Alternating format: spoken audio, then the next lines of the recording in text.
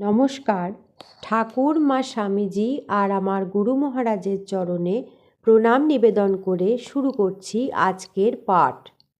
আজ আমি আপনাদের শ্রীমৎ স্বামী ভূতেশানন্দজি মহারাজের জীবনের কিছু ঘটনা বলবো।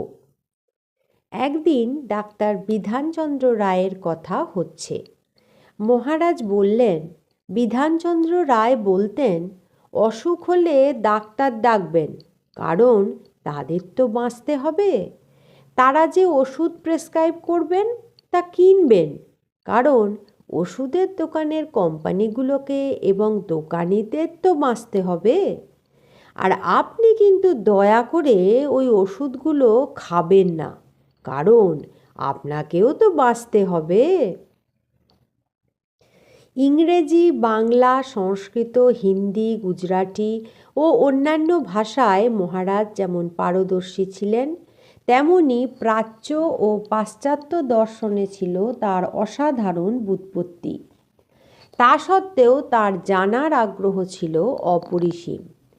একদিন ভাষাতত্ত্ব নিয়ে আলোচনা হলো। মহারাজ বললেন, ভাষাতত্ত্ব অনুসারে একই শব্দের স্বর অনুযায়ী বিভিন্ন অর্থ হতে পারে। যেমন বাচ্চা ছেলে স্কুলে যাবে, মাকে বলছে, মা আমি স্কুলে যাচ্ছি। মা বললেন, যাও। এখানে স্বর মিষ্ট, অনুমতি দেওয়া হলো। হয়তো বাড়িতে একটা বাজে লোক ঢুকেছে, সেই মহিলাই চিৎকার করে বলবেন, যাও। এখানে যাও মানে গেট আউট, স্বর রুক্ষ। আবার কোনো প্রেমিকা তার প্রেমাস্পদকে ঠেলে বলছে, যাও।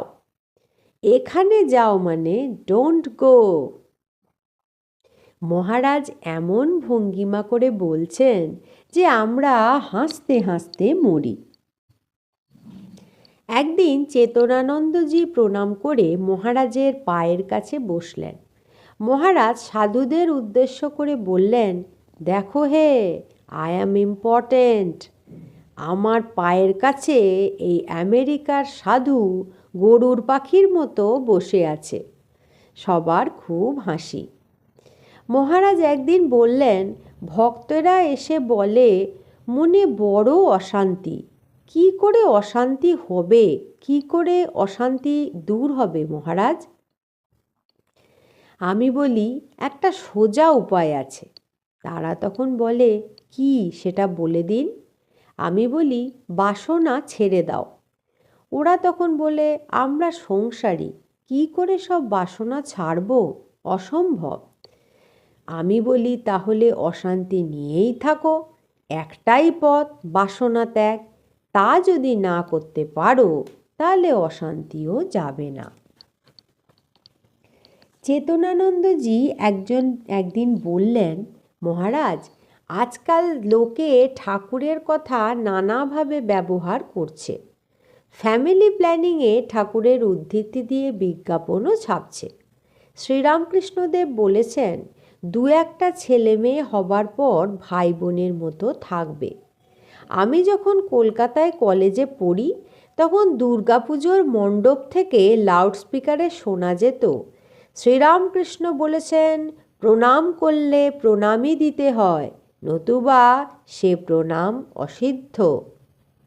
মহারাজ তখন মিষ্টি হেসে বলছেন, what are you giving to me? তিনি নিজের মাথাটা মহারাজের সামনে এগিয়ে দিলেন। মহারাজ তার মাথায় হাত দিয়ে আশীর্বাদ করলেন। কাশিতে মরলে মুক্তি হয়, এই প্রসঙ্গে একদিন কথাবার্তা হচ্ছে। অনেক কিছু আলোচনার পর মহারাজ বললেন, আমি তখন কিষানপুরে, স্বামী শুদ্ধানন্দজিও সেখানে ছিলেন।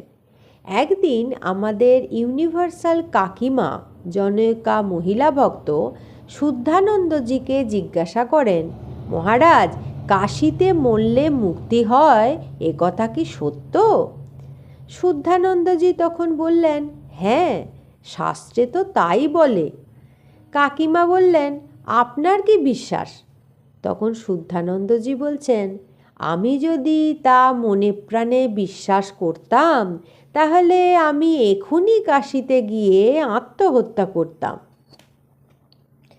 চেতনানন্দজি একদিন মজা করে বলছেন, মহারাজ, আপনি কী রকম গুরু? ঠাকুর বলছেন উত্তম বৈদ্য রোগীর বুকে হাঁটু দিয়ে জোর করে ওষুধ খাওয়ায়। আপনি শিষ্যদের বুকে হাঁটু গেড়ে জ্ঞান দিতে পারেন না?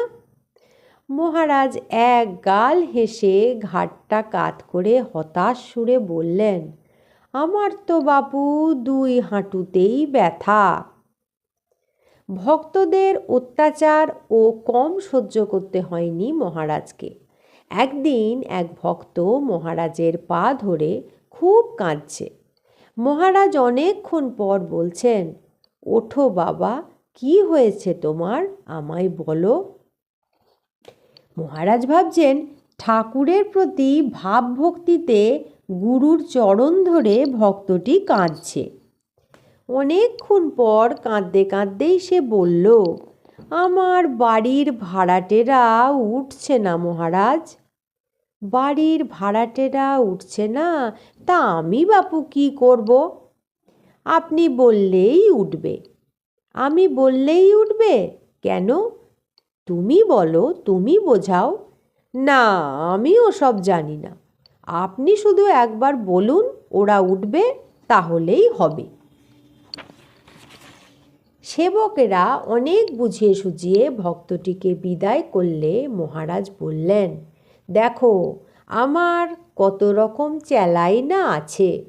প্রথমে দেখে আনন্দ হয়েছিল যে ভগবানের জন্য ব্যাকুল এমন মানুষ অনেক দিন পর একজন পেলাম। তবে সে বলে কি না ভাড়াটে উঠছে না, কি মুশকিল বলো তো। আজ এই পর্যন্তই। পরবর্তী পর্বে আমি আপনাদের এইরকমই কিছু ঘটনা শোনাব। ঠাকুর মা স্বামীজি আর আমার গুরু মহারাজের চরণে প্রণাম নিবেদন করে শুরু করছি, আজকে শেষ করছি। নমস্কার।